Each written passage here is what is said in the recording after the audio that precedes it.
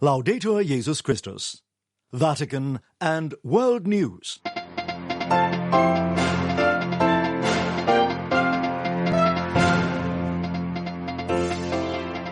In the headlines this Thursday, November the 14th, Pope Francis reflects on the powerful example of martyrs whom he describes as convincing witnesses of the beauty of the gospel. Church leaders, safeguarding experts and organizations, and victims of abuse gather in Rome to share best practices and initiatives to protect minors and vulnerable people from being abused. And a human rights watchdog condemns Israel's methods in Gaza as consistent with genocide. In the Vatican, I'm Linda Bordoni. Concern grows as Israeli military launch attacks on new areas of Lebanon. At least 8 people were killed in Aramun, southwest of Beirut, on Thursday after an airstrike hit a residential building there. The victims included 3 children and 3 women. Many others were injured. Meanwhile, as Nathan Morley reports, a human rights group says the displacement of Palestinians in Gaza has been so widespread that it amounts to a war crime. Israel hasn't responded to this report, which has been compiled by Human Rights Watch. The document, running at 154 pages, titled Hopeless, Starving and Besieged, says that Israel's forced displacement of Palestinians in Gaza has been so widespread and systematic that it amounts to a war crime and a crime against humanity. In this new report, the Human Rights Group, which is based in New York, says the displacement is likely to be permanent to make way for buffer zones and security corridors. This, the group say, amounts to ethnic cleansing.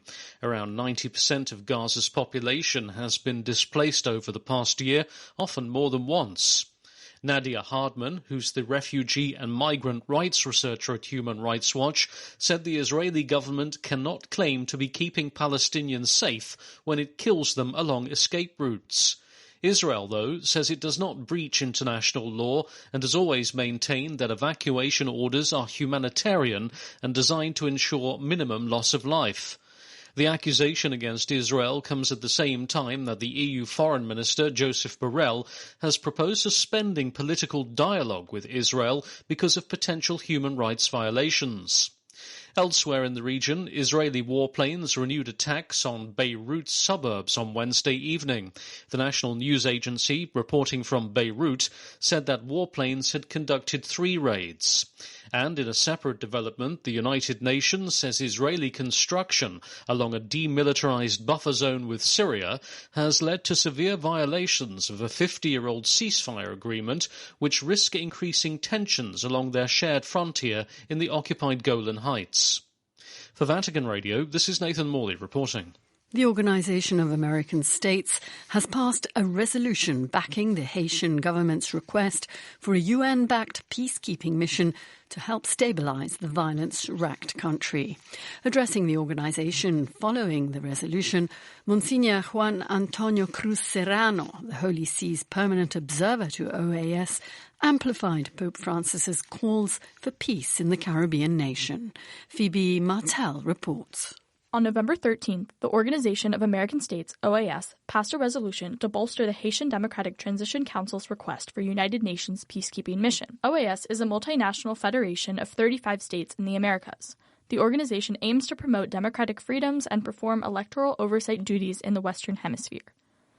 In a speech supporting the resolution, the Holy See's permanent observer to OAS, Monsignor Juan Antonio Cruz Serrano, called on the international community to demonstrate a, quote, broader commitment, end quote, to peacebuilding efforts in Haiti. Quote, the Holy See reiterates once again its closeness to the Haitian people, end quote, Monsignor Serrano said. Haiti's current crisis originates in the island nation's structural poverty, coupled with widespread corruption and crackdowns on protesters that culminated in President Jovenel Moise's 2021 assassination. A series of unstable transitional governments created a power vacuum in the capital, Port-au-Prince, now the center of an ongoing, increasingly deadly gang war. The gang violence has claimed many civilians' lives, with at least 115 residents in a small Haitian town slaughtered in early November.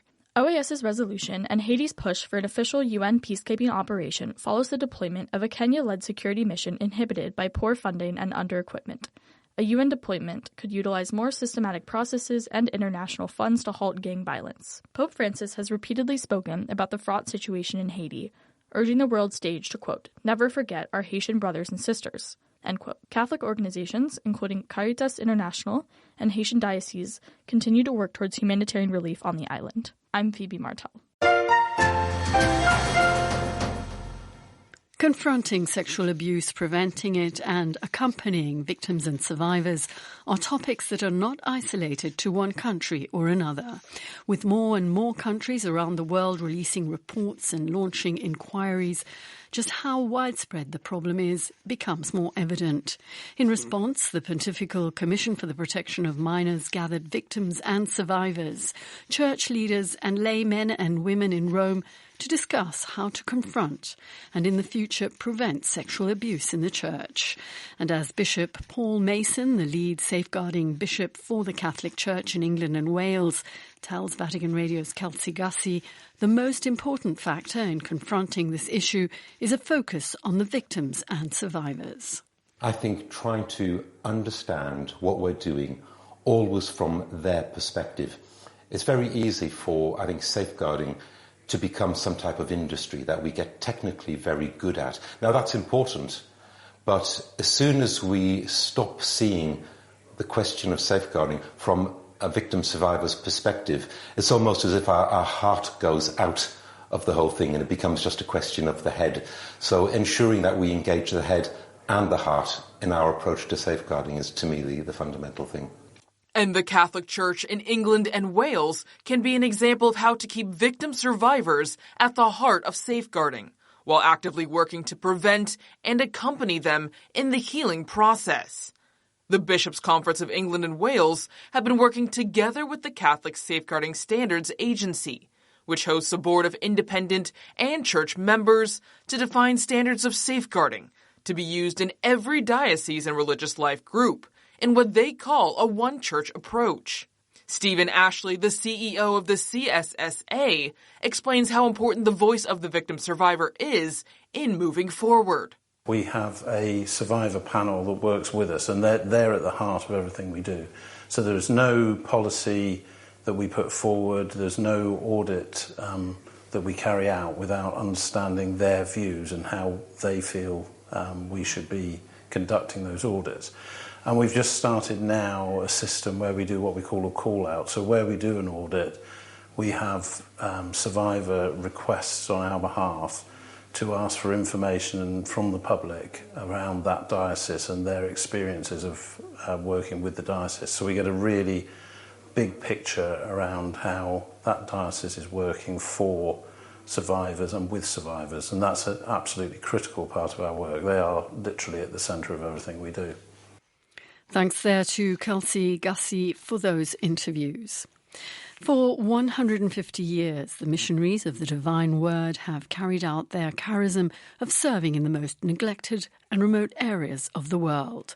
In view of their 150th anniversary, Vatican Radio spoke to Father Maxwell Wooler, a Divine Word missionary from Ghana who works as the English language secretary to the Superior General about the work of the missionaries. We are in 79 countries, and we 5,800 priests and brothers working in these 79 countries around the world. You mentioned this big 150-year anniversary that's coming up.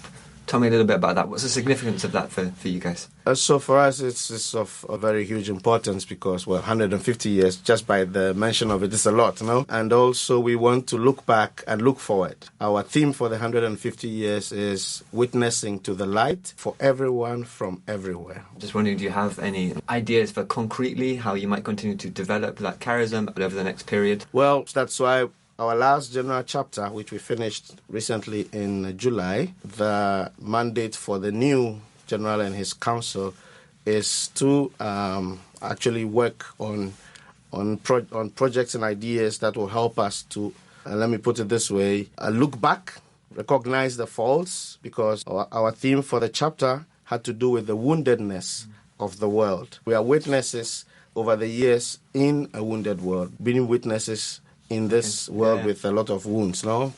War, extreme poverty, even the wounds that have been created by we religious and the church over the years, of the scandals that have come up. And so we want to recognize those wounds and work towards, first of all, making amends, and then putting in place structures that will prevent, from our part at least, creating other wounds for the people with whom we interact. And so, concretely, as I mentioned, we have 4 characteristic dimensions. We work through these dimensions in our mission apostolate, work with people on the ground, teaching the Word of God, teaching the love that Christ himself, who is the light, brought to share. In communication, we talk about artificial intelligence, which will help us and humanity, but we need to really develop ethics around it. And so in all these points, we will try to do our best.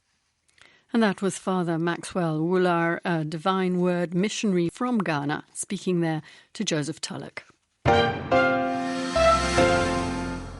Pope Francis on Thursday praised the powerful and holy examples of saints and reflected on the witness borne by those who pay the highest price in defence of the faith. The Pope's words came as he received participants in a conference on martyrdom organised by the Vatican's Dicastery for the Causes of Saints. As Deborah Castellano-Lubov reports, the Pope also recalled the many martyrs of today and said that's why he recently established a commission for new martyrs.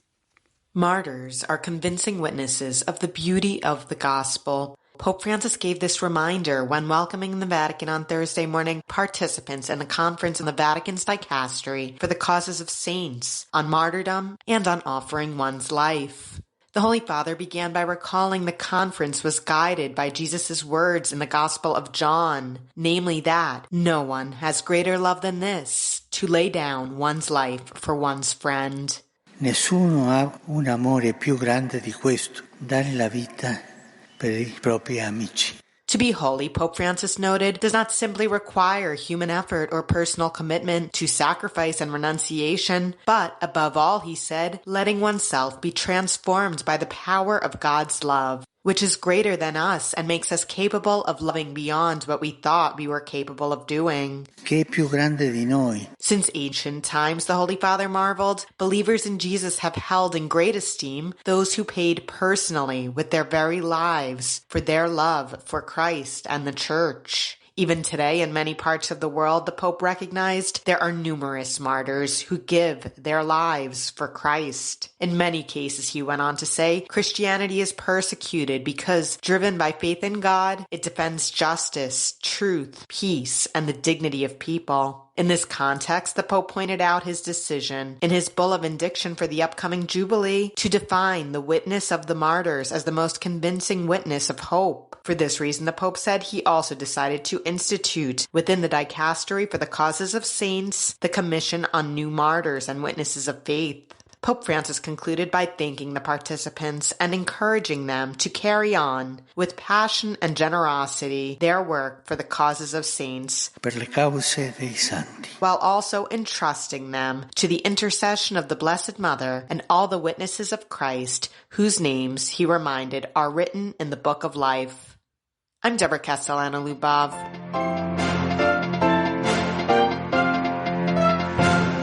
And that's all for this edition of Vatican and World News. Join us tomorrow at the same time for more. My thanks go to Gabriele Di Domenico in studio in the Vatican. I'm Linda Bordoni. Bye-bye.